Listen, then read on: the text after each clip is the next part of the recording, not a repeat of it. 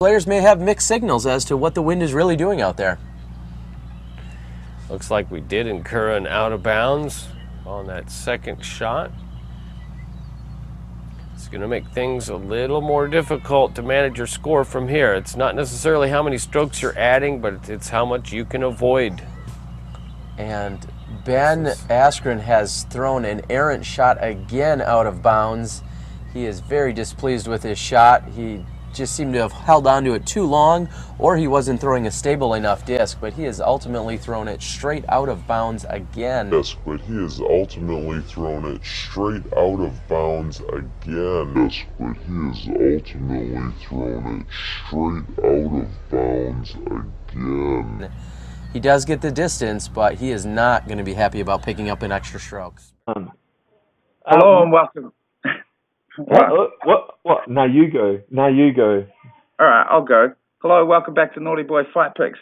I'm your host, Toddy Toddigan. You may remember me from such shows as Burke's Backyard and The Man from Snowy River. With me is my brother slash co-host slash former Prime Minister of New Zealand, David Longy. David Longy, there he is. Good to have you back, Matty. It's been a week since we discussed fights. How you feeling? I goddamn love fights. You do love fights, don't you? Yeah, I like discussing them with you. Me too. Rumor has it you could be setting up a gym in the near future. Yeah, well, the rumors are true. We're setting up a little gym, a little something going on. Hopefully, just after Easter, we'll resurrect it like Jesus Christ and rise up, and violence will ensue. Tasteful violence. Respectful violence. Jesus Christ is one of my favorite Muay Thai fighters of all time. Yeah. Same. He was a ripper. He was. Hey, yeah. So I just had a bit of a revelation, Matty. I was thinking, because yesterday we actually did this podcast, but we didn't record it correctly. And during it we discussed a fight that neither of us gave a fuck about. Did I disappear again? No, you're here. You're live and in effect. Excellent. Yeah, we discussed a fight neither of us gave a fuck about, and I was like, in future, why don't we just not discuss fights we don't give a fuck about and spend more time on things we do give a fuck about on the podcast? I like that. I'm balls deep in that. Yeah, excellent. Well, with that being said, there is plenty to like on this UFC 235 card, and it goes way beyond the main card. There's a few preliminary fights that are very exciting. We should get into it. We're not going to recap last week. Sorry, I did kind of say we would, but we're just going to rip straight into this. And should we get to discussing the first fight on the main card, former champion Cody Garbrandt versus the young Punisher Pedro Munoz? Let's do it. Let's go. So what are you thinking here, Matt? I like this matchup for Cody Garbrandt. I think it's a good fight for him. They're both in a kind of precarious position, these two. Like Garbrandt, if he loses this, coming off back-to-back losses against TJ, he's kind of going to be sitting there and hanging around in no man's land. Like, I'm not sure what quite happens for Garbrandt if this goes south for him. Same might be said of Munoz, Like, he's, since, 2015, 2016, he's just been watching the TJ, Dillashaw, Garbrandt, and Dominic Cruz show, where they just kind of fight each other. So this is kind of like his kind of big step up. This is like his big opportunity. But, I really think that stylistically this is a great matchup for Garbrandt. Yeah, I'm liking it for Garbrandt as well. I saw some interesting comments from him the other day, and he was like, so he's kind of comparing his career to other champions, and he was like, after his first loss to TJ, he was like, I'm going to be like this guy, and I'll lose my belt, but I'll come back and get it. And then he said, then I lost the second time, I was like, I'm going to be like DC, I'm going to lose the 2 fights, but then come back and be a double champ, which I found really weird. But I guess Cody is kind of a simple guy, isn't he? And perhaps he hasn't figured out that he can carve his own path. In terms of fighting, though, he's so fucking fast, and Pedro's pretty fucking slow. When you look at the 135 division, Garbrandt may be faster than most of the 125ers in terms of his hand speed and his foot speed. Good footwork. And yeah, I think Pedro is just going to have a really difficult time with that. And I don't think he's going to get anywhere near Garbrandt in order to lock up that famous guillotine he has. And yeah, I guess what I'm thinking is like, is Garbrandt's power enough to finish Pedro? Because he's been proven tough to finish before, but I don't think he's faced a power puncher with quite the mustard on them hands that Cody has. Yeah. Just quickly, one thing. Hanging with the boys. Cody Garbrandt. I agree with you. He's got the speed. He's got the power. Munoz hasn't fought someone who hits as hard as him. But I think power will play a part in this fight. I think it's Garbrandt's footwork and ability to slide back and come forward and counter by making Munoz miss that will win him this fight. But in saying that, I think there is risks for Garbrandt. I think he needs to be risk adverse and not get sucked into a brawl with Munoz. Because when Munoz actually sits down and wades in on his shots, he can hit with a lot of power, and Garbrandt has been proven to be chinny in recent times. But I think, the fact that Munoz doesn't move his head, the fact that Garbrandt's got an exceptionally fast and long jab, I think that'll kind of be the story of the fight, to be honest. I think you slide back on those Munoz kicks, and he'll pop him with the jab. And, man, I'm not convinced that Garbrandt will be able to finish this fight. But so I tend to lean towards a Cody win by decision. Yeah, I'm feeling the same way. In terms of being hittable, when you compare Pedro Munoz to Dominic Cruz, I think there's a really big difference there, and Cody managed to put his hands all over a very evasive, or usually evasive, Dominic Cruz. So, yeah, I think Pedro is going to wear some fucking damage in this fight, and it's not going to be a nice night for him. He also recently lost a fight to John Dodson, which doesn't have you brimming with confidence in his chances. But he had that brutal knockout of Caraway recently, who's a really tough guy. But yeah. Cody G by decision, I imagine. Sure. Excellent. So on to the next fight of the night. Fuck, I don't have the card up. I'm real useless. Are you sliding around a giant marble statue or something around the house, or is that just some feedback from my headphones? Is it the AC unit? No. Have you purchased recently a large marble statue? No, but I would have liked to have. Well, good, because I'm glad you didn't, because it sounds like you'd be wrecking those floors, son. No. Your floors are all good. Good. Well, I've got the next fight as Tisha Torres versus Zhang Weili. Let's fucking skip it. Go, boy, go, because I don't really care about that fight. I don't care about Tisha Torres and her stupid T-Rex arms. Nah, nor do I. But just for the record, I'm picking Zhang, but I think it's closer than the odds would indicate. Zhang by decision, but who gives a fuck? Yeah. Next fight of the night, and this one could get emotional.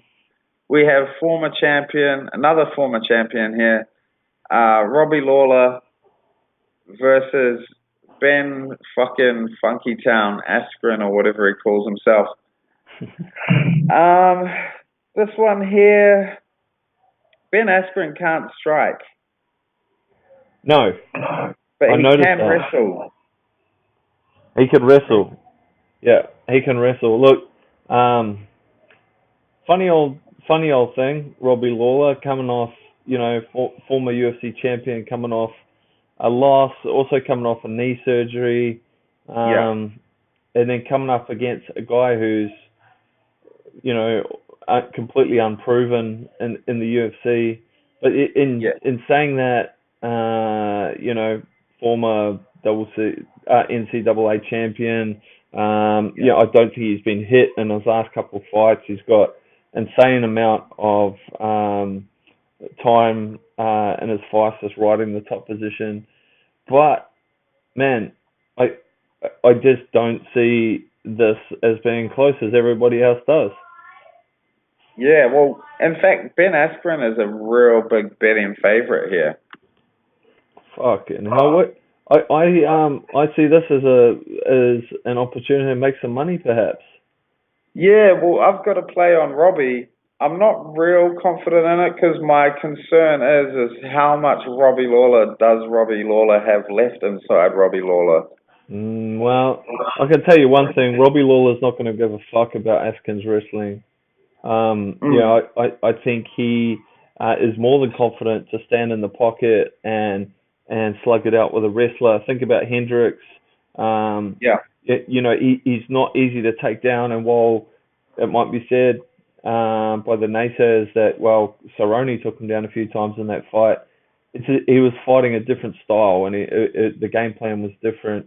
If his back touches at the mat, he's very good at using butterfly hooks to stand up straight away. I see him being able to punish Askren before he even gets in a position where he can be close to putting that shot in. And Ben tires, man. He tires. He's relentless, but he tires and he slows down, and he's very hittable. Yeah, I think so you mentioned those fights, and it's a really good point with Cerrone and Hendricks.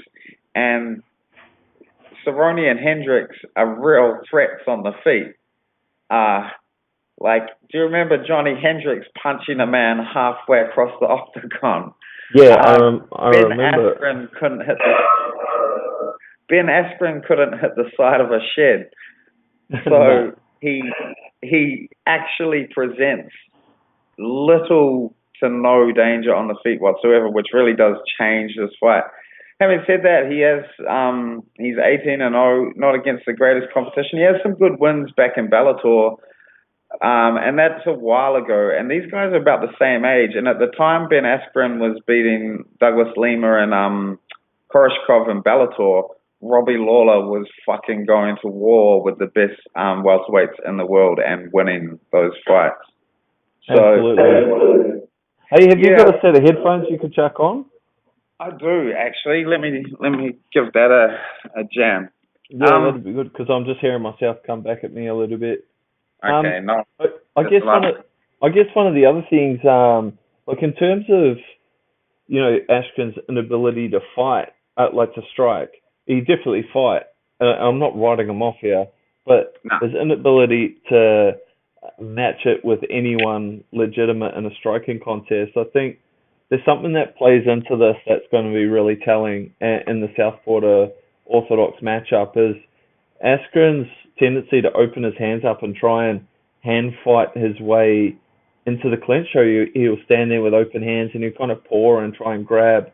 And Lawler's just masterful at working his way through that. So you can expect to see jabs and right hooks and that kind of trademark Robbie Lawler straight left hand to step into the pocket. I don't think Lawler will be afraid to clinch in this fight, and will just disappear. Well, I can hear myself, and yeah, no, you're good. Yeah, sweet. And yeah, I think Lawler's gonna kind of relish this.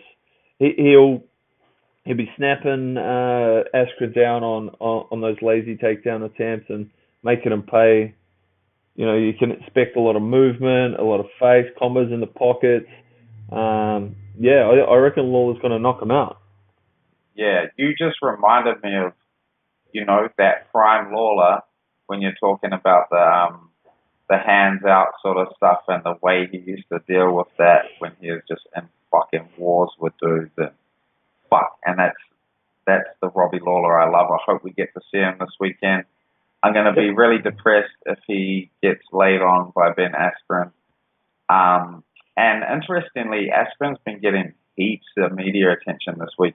So I'd really love Robbie Lawler to knock him out and just kind of fucking piss all over that parade. It'll be a wonderful press conference if Lawler beats the shit out of him and Askren turns up to the press conference. That'd be so great. Yeah, fuck yeah. So I'm really glad you're picking Lawler because I was picking him, but I was really quite concerned about my pick here. But I got Robbie Lawler by KO, maybe third round. Yeah, I got Lawler by KO in the second round. But before we move on to the next fight, do you mind if I share a fun fact with you?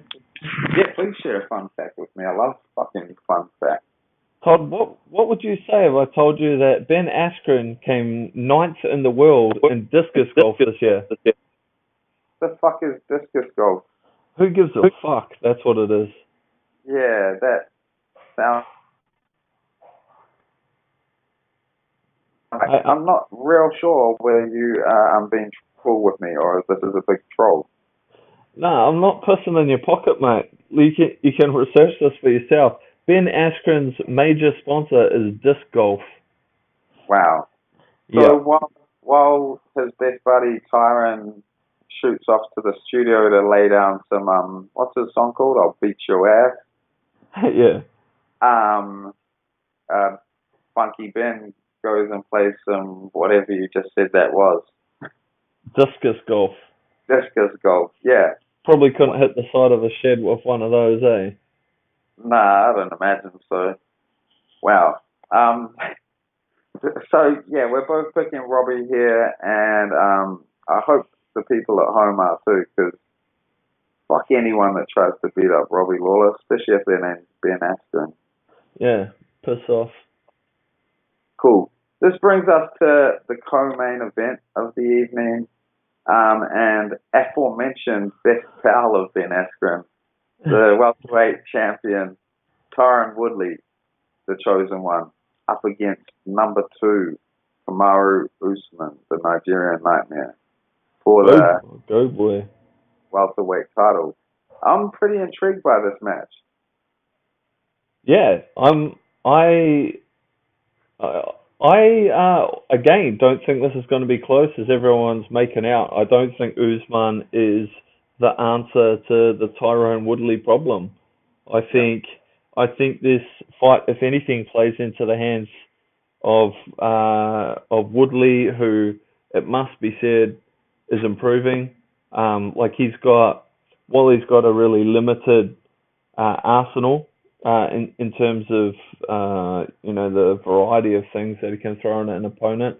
What he does have is that right hand, and that right hand is something that allows him to control the distance, that imposes an attitude of hesitancy on his opponent, and at times how it has kind of led into those kind of dull fights. But I think what excites me about this, on the other hand, is that Usman isn't the type to kind of get lulled into that. I think he will come forward and will probably find himself on the end of that right hand at some point. Yeah, I'm feeling a very similar way about this. I think, the question for me comes down to, because in order to win, Usman needs to get in Woodley's face. That's his style. And I think there's been a few matchups with Woodley there where that's what people have needed to do, but they get in there and they're not so keen to do that because of that right hand. And I'm erring on the side that Usman will. I think he's a pretty headstrong, confident. He's really big and physical and has gas for days, and I think he's quite confident in that. And I think he is going to go in and make a fight of this.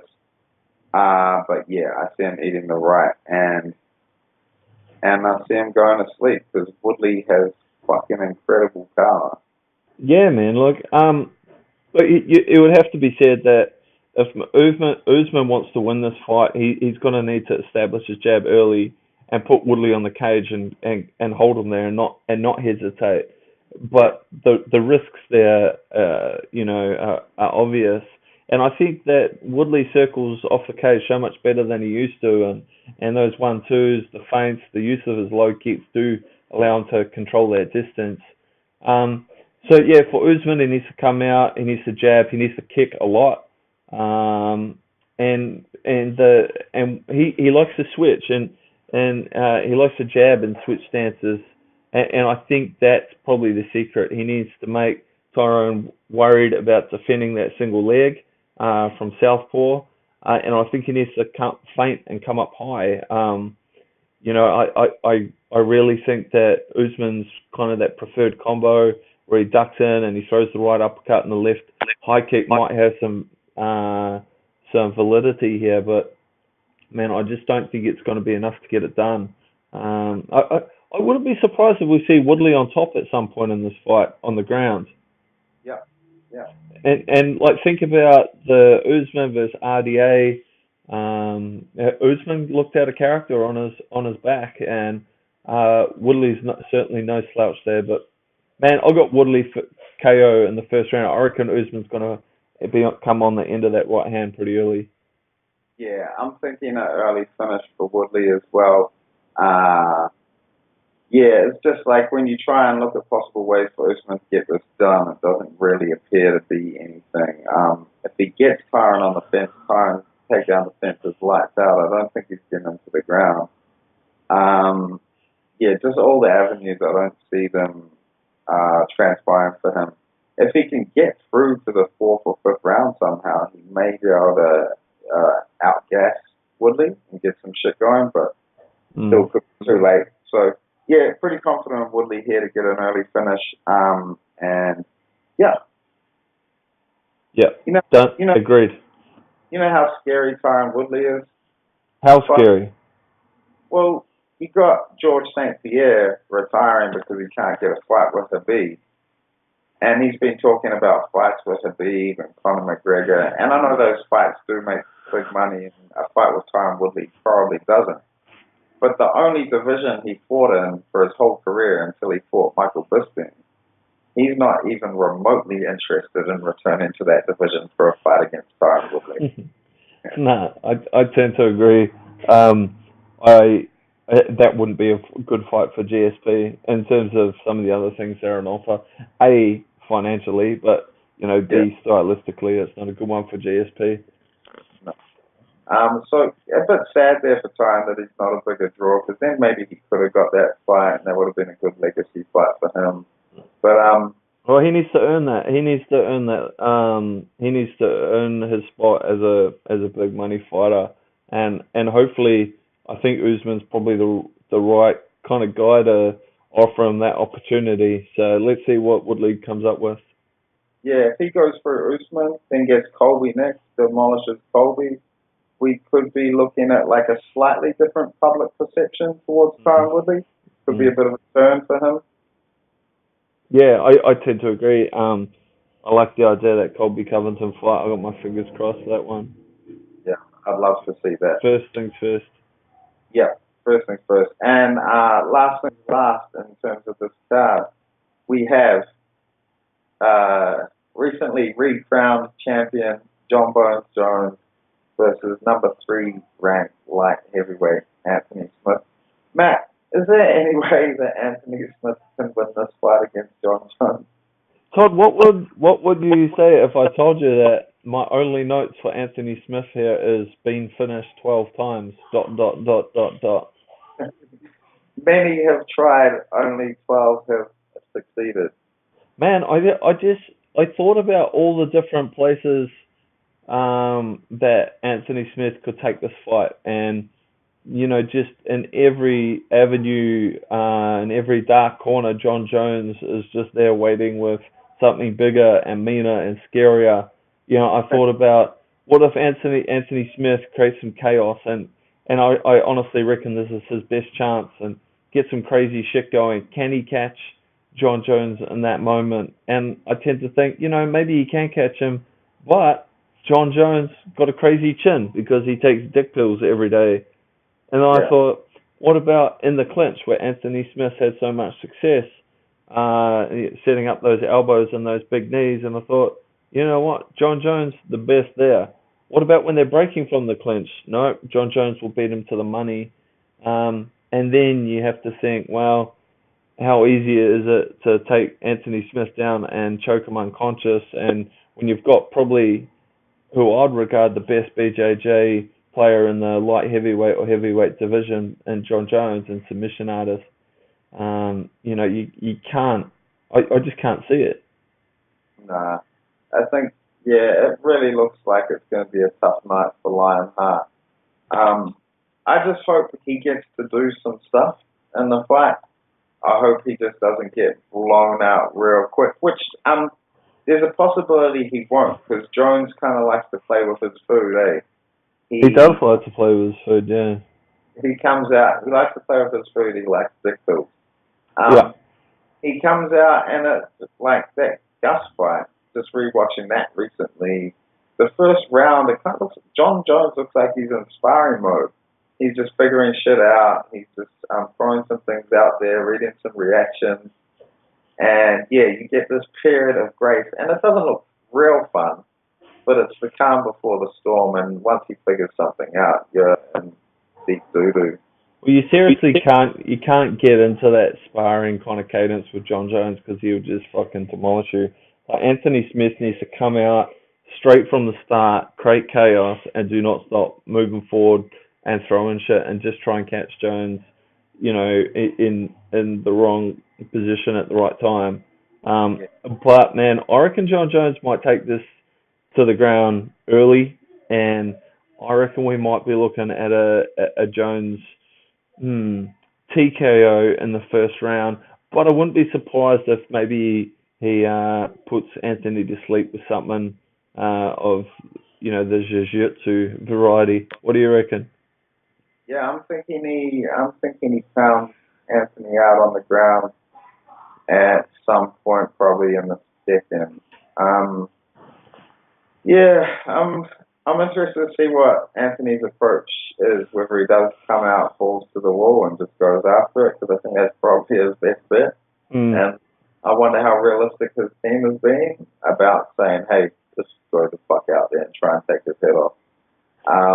Well, they're like he's a confidence beast, right? Like he's always been about trying to have his opponents know who the fuck he is, and to stamp his authority on fights. Think about the Hector Lombard fight and what happened in between rounds. Yeah. He was yelling out across the corner, "You know my name now. You know my name." Like, that's the bro. But yeah, man, I don't actually see this getting to the end of the first round. I reckon it's going to be, and Jones will try and make a bit of a statement here. Yeah. Isn't it a damn shame that in that fight with Hector didn't yell back, "Is it Anthony?" Hey, buddy, your name's Anthony. Anthony Smith. It's real easy to remember. Yeah. Can I call you Tony? You wouldn't fucking believe it, man. Well, tell me. Well, so news broke today, and John Jones still got some bloody pesky Tyrannobola hanging about in his system. And his balls. Yeah. A couple of his tests have come back showing some picograms again. Oh, mate. You wouldn't read about it. They're going to let him fight, though, because all of a sudden they've decided that it's okay to test positive for Tyrannobola. Yeah, only if you're Uncle John, no way. Yeah, it would appear the rules may have been slightly bent in his favour. Yeah. So, look, dick pills or no dick pills, I don't think they're gonna help him too much in this fight. I don't think he fucking needs the help. No, nor do I. That wraps up our breakdown for those main card fights we give a fuck about. We've got to choose someone for fuck your face up this week, Matt, and I think it's pretty fucking easy. You want to go ahead? Yeah, man. I was on form last night. Shall we see how I go? Yeah, let's go. Ben Askren looks like an upside-down toilet brush. Ben Askren looks like a medieval poet. Ben Askren looks like a caricature of himself. That's my favorite one. Ben Askren looks like he is mean to his own mother on her own birthday. Indeed. Ben Askren fuck your face. Fuck your face up, John C. Riley Jr. I hope they get you apart, and Step Brothers too. Shout out to our sponsors at Discraft. Man. Yeah, Aspirin gets that pretty easily, although you got your Gina Mazzanis, you got your... I kind of dislike Jeremy Stevens' face, and Diego Sanchez, and Mickey Gall, and Johnny Walker, but he's my boy as well. Bro. Yeah, there's a few. Yeah. And Zabit's face is good for fitting in tight spaces. It is. And Yeah. it's just kind of cute in a weird way. Yeah. His haircut looks like a bike helmet. It really does. Man, he's a weird looking cunt. Yeah. Prelim fights we're interested in, Matty. Oh, yeah, there's a couple there, eh? Let's stick with the Zabit theme. Oh, the bro. Him versus Jeremy Stevens. Big step up for Zabit, but I think a winnable fight for him also. Yeah, the thing I like about Zabit, other than his long, thin face, is that his surname's 15 letters long. Well, Yeah. I think this is like, in my books, bro, he's the number one up-and-coming talent in the UFC, like the one really to keep your eye on. Yeah. In saying that, this is his first name guy, right? And Yeah. Jeremy Stevens has for a long time been the gatekeeper to 145. Unfortunately for him, like he's come unstuck and hasn't been able to take the next step, but he's right there. I think Jeremy Stevens will be unwavering and coming off that loss against Aldo and will be as hungry as ever. Like that's who just always looks fucking mean. And he'll be happy to eat some Zabit shots coming forward and try and force Zabit into the exchange. Yeah, no doubt. Do you know how much takedown Zabit averages per fight in the UFC so far? No. 7.24. Dang, son. That's some Sambo shit. Yeah, that's fucking crazy. Yeah, I'm excited to see this. On the feet, I think look for the body kicks from Zabit. He's got a lot of different ways of throwing them. Yeah. And I think that's one of the reasons people love him is his creativity on the feet and on the ground. I think he'll get this done. Yeah. Yeah, man. I reckon like his height just gives him such a unique advantage when he gets the double unders. Like he loves that body lock, and he's got so many variants on the trip and snap downs and transitions to the back. And I think that's going to be the key for him here is to stay long like he did against Bokniak. Duck under a big Steven shot from the outside, get that body lock, take him down.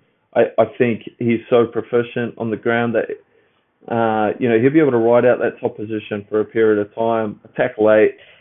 He may or may not get the decision. Stevens is pretty tough there, but the submission. But yeah, it's a beat by decision for me. I reckon he's got it in the bag. Yeah, I'm thinking so also. Other cool fights on the undercard, Serkinov and Walker. Looking forward to seeing Walker back in there. Cody Stamen versus Alejandro Perez should be fun. For some reason, as of yesterday, I'm keen to see Diego versus Mickey Gall. I don't know why. Well, can I make it just out there? I've just been thinking while you've been talking, and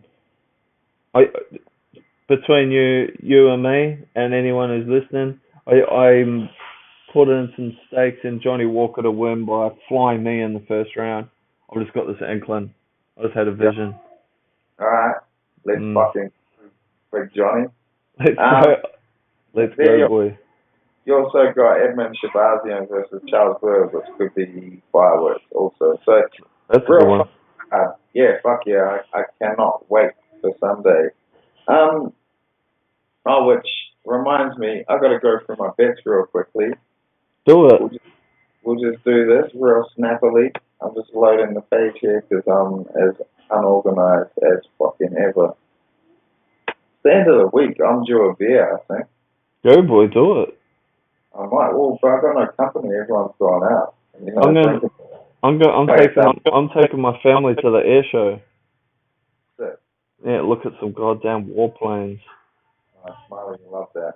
Alright, we got the picks here. I got 6 units on Tyron Woodley at $1.58. I got 2 units on Robbie Lawler at $3.25. I got 3 units on Big Johnny Walker at $1.72. And I got 4 units on Edmund Shabazian at $1.86. As for parlays, I've got Fish Gold from last week, parlayed with Woodley, 4 units. Garbrandt, Vera, who's off the card now, so Garbrandt and Viana, 3 units. Cody Stamen and Magomed Sherbrooke, 3 units. Jones Smith doesn't go to decision. Woodley Usman doesn't go to decision. And Tony Martin next week for 3 units. And Garbrandt 3 units. And Magomed Sherbrooke and Viana, 4 units. What is that weird noise? I think that was you cutting out briefly. Okay. Never mind. Fucking look it up. Go, boys. Cool. How much time you got, Matty? Oh, no, give it to me, baby. Alright, so some news this week. They announced Adesanya versus Gastelum for the interim middleweight title at 236 in Atlanta. How you feeling about that? Yeah, real excited about that, man. We'll have ourselves a little party on that day, I reckon. Oh, fuck yeah.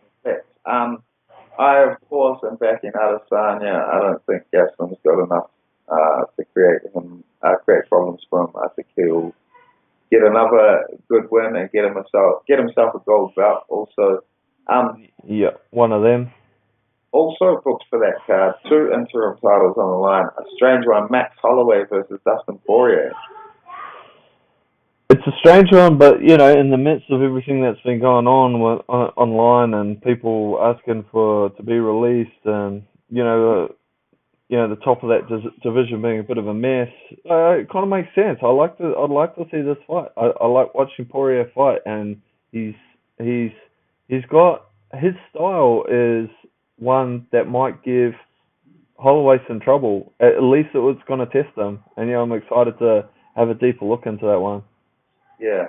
I like Max going to 155.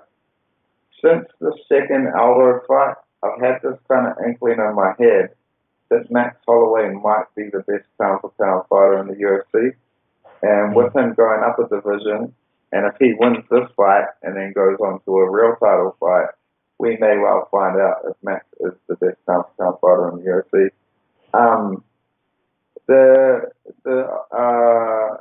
The carnage from this is poor fucking Tony Ferguson, who hasn't lost a fight in 9 fucking years, has been an interim champ, and this looks like this could push him back further away from that fight with Khabib, which fucking sucks. Yeah, that sucks. Yeah, it does suck. In other news, did you see the news about the NBA player who's... No, you mentioned that last night. What's the go with that? I've forgotten his name, and I don't have the article up now, but a good friend of mine, Josh Liddon, who's an avid basketball fan, I'd just seen the article, but then he hit me up about it, and he was saying this guy was like quite an enigma in the NBA.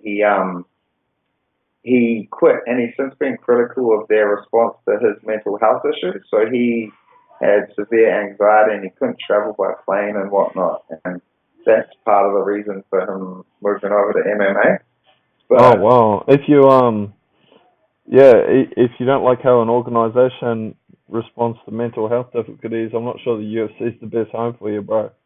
Yeah, welcome to the UFC, which just there's a reminder this week with Matt Hughes having the domestic violence charges and his relationship with the UFC and his accident and stuff. And it's like, are they there for that guy? Are they trying to help him? And but yeah, nonetheless, Josh was telling me this guy's an incredible athlete and was a real incredible player, but never really got his thing going because of those issues. So could be something to watch for.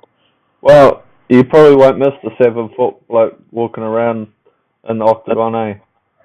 Imagine a 7-foot tall guy who can jump as high as an NBA player. His flying knee is going to be like, wow. Muntumbo. Dikembe. Yeah. Where I looked through the comments, there's nothing really worth responding to, apart from the guy with the same name as me that called me a poser. Yeah, well, take a good long hard look in the mirror, boy. Yeah, shout out to Michael Williams, thanks for that. And thanks for all the people that do jump in the comments. And there is a lot of valuable stuff in there. I've been replying to you guys, but we ain't got time to address it on the podcast today. But please do continue to engage with us. We really love it. I think that's about us, Matty. Yeah, like it's probably worth mentioning, like the next episode, we've got some plans to make sure that the quality's a bit better. I can hear this one's a bit scratchy as we're recording it. So we're working on that. We live in different cities, which is one of the challenges at the moment, but looking to kind of get back to some more high production values. Yeah, thank you for addressing that, because I've been meaning to for like the last 3 weeks straight, and I was about to forget again. Yeah. Well. You know how we do. All the info for contacting us, our social media pages and whatnot, is in the description for this video. Please get at us, and just really appreciative of the people that keep returning to listen and are hitting us up. When's the podcast coming out this week? We're just like hectic, and we've got a lot on, and we are figuring things out. So you guys can rely on us. Hey, Todd. Matty. I'll see you at the wedding tomorrow. We'll get pissed. I'll see you at our brother's wedding. I can't fucking wait. Shout out to our brother Regan, who's getting married tomorrow. Let's go. Love him. All right, later, bro. Later, Bolt.